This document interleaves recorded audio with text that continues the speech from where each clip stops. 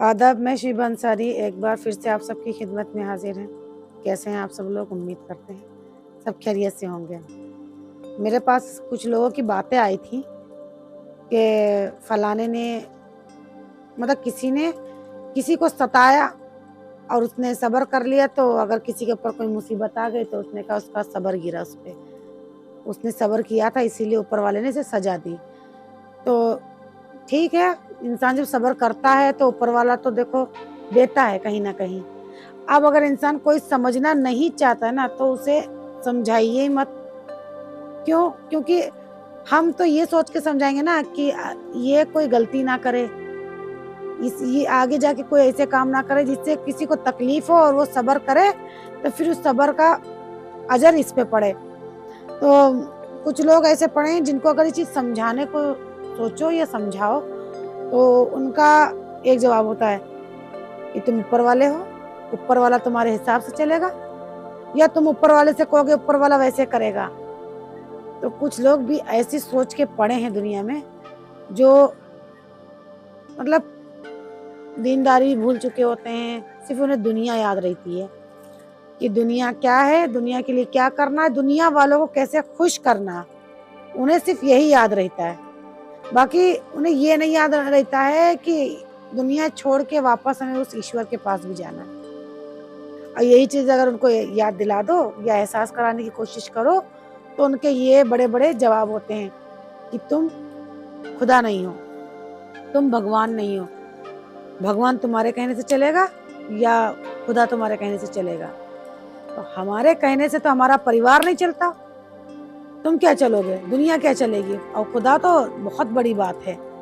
हम तो सिर्फ़ कह सकते हैं, जो होना है, ना होना वो तो ऊपर वाले की मर्ज़ी है, कैसे होना है, क्या होना है। लेकिन अगर कुछ लोग आपको समझा रहे हैं और आपकी समझ में नहीं आ रहा, तो थोड़ी देर के लिए अपने अपने आप से आप पूछो कि इतनी चीज़ें मेरे सामने हो रही हैं, मुझे मतलब एहसास नहीं हो रहा, मैं सुन लेता हूँ पर वो चीज़ पे मैं यकीदा नहीं बना पा रहा हूँ या उसे एहसास नहीं कर पा रहा हूँ, या मुझे कोई समझाना चाह रहा है कि ईश्वर की तरफ से कि ऐसी बात है, तो वो चीज़ तुम्हें समझने के बजाय तुम्हें गुस्सा दिला रही है ना, तो इसका एक ही मतलब है कि अभी ईश्वर की मर्ज़ी नहीं है तुम्हें हिदायत देने की।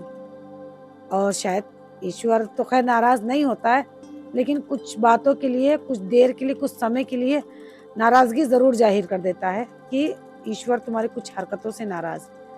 तो आप वो काम करिए जो जिससे ईश्वर कभी नाराज़ ना हो।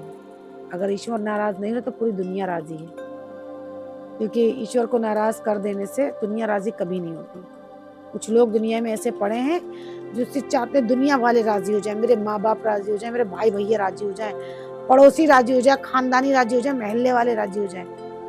अब वो ये भूल जाता है कि जिसे जो मेन मुद्दा है, जो मुखिया है, ईश्वर, जो हमारी ज़िंदगी का मुखिया है, हम उसे ही राज़ी नहीं करते हैं और ज़माने को राज़ी करने पे लगे रहते हैं। हम भूल जाते हैं, कई बार इंसान मतलब भूल जाता है कि हमें इज़्ज़त देने वाला कौन है, ज़िल्लत देने वाला कौन है, रिज़्क देने वाला कौन है, खाने-पीने वाले चीज़ें देने वाला कौन है। इंसान कहता है मैं लाया, मैं कमा के लाया, मैंने, अरे तुमने मेहनत करी पर फल कैसे मिला तुम्हें?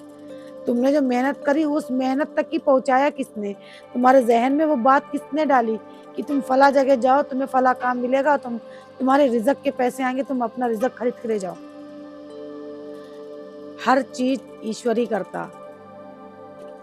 जो ये कहते हैं ना कि तुम्हारे कहने से भगवान चलेगा या तुम्हारे कहने से भगवान हमें हिदायत देगा, ये चीज़ कहना छोड़ दीजिए।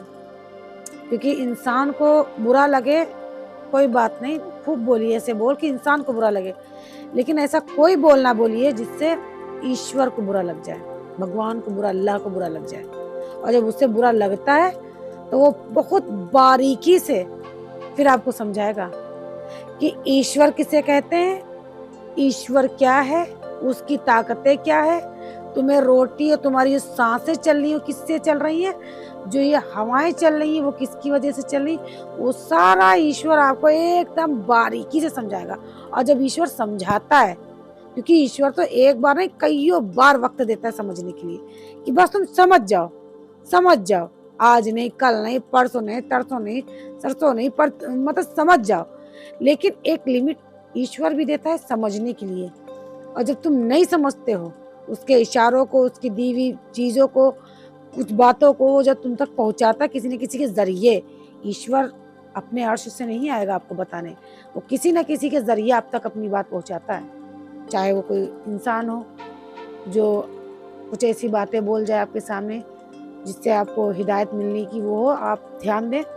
कई बार हम फ़ोन चलाते हैं, फ़ोन में कुछ वीडियो आ जाते हैं कि हमारे साथ जो हालात चल रहे हैं उससे रिलेटेड कोई वीडियो आ गया, तो कई बार ईश्वर जो इशारा देता है ना वो ऐसे ही देता है, ईश्वर आके नहीं देता, उसे ज़रूरत नहीं आने की, वो सारा हिसाब वहीं लेता बैठे-बैठे।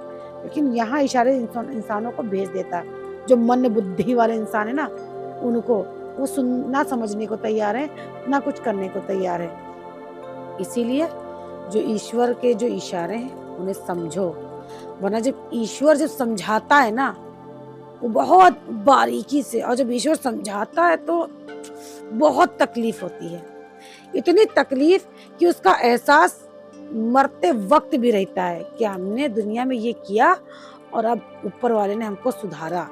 क्योंकि जब ईश्वर सुधारता है ना तो तकलीफ बहुत होती है। तो इससे पहले कि ईश्वर आपको जो इशारे दे रहा है, जो गाइडेंस भेज रहा है आपको, वो सुनिए, देखिए, समझिए, ईश्वर के इशारों को समझिए और उस पे काम करिए, अपने आप को बदल लीजिए। अगर ईश्वर आपको चाह रहा है कि आप बदलें, बदलाव से रिलेटिव आपके सामने कोई बात डाल रहा है, तो आप उस पर अमल करें और उस पे काम करें। आज की इतनी बातें सोचिएगा, समझिएगा। हम कोई मौलवी नहीं है, लेकिन हम भी हर चीज़ों पे गौर करते हैं, ठीक है? तो ये चीज़ों पे आप गौर करना शुरू करेंगे तो आपकी ज़िंदगी संवर जाएगी। और अगर जिनकी ज़िंदगियाँ सँवरी हैं ना, बहुत अच्छी बात है, लेकिन आप गौर करेंगे तो और भी अच्छे से समझ जाएँगे, सँवर जाएगी आपकी ज़िंदगी। आज के लिए इतना ही काफ़ी है, मेरी बातों पे गौर करते रहिएगा और मेरे चैनल को लाइक, शेयर, सब्सक्राइब ज़रूर करें, कमेंट भी किया करिए और कमेंट में प्लीज़ झगड़ा ना किया करिए। पिछली ये मंदिर वाली वीडियो डाली थी हमने हिस्सा लेने के लिए, तो आपस में झगड़े अच्छी बात नहीं है। आपको हिस्सा लेना आप लें, नहीं लेना कोई बात नहीं, आपकी अपनी मर्ज़ी है, लेकिन किसी की खुशियों से कभी ना जलें। अगर कोई खुश हो रहा तो उसे होने दिए, अगर उसकी खुशी में आप 4 चाँद नहीं लगा सकते तो चुपचाप बैठ सकते हैं। तो आप चुपचाप बैठिए और लोग खुश हैं तो खुश रहने दीजिए। Thank you so much.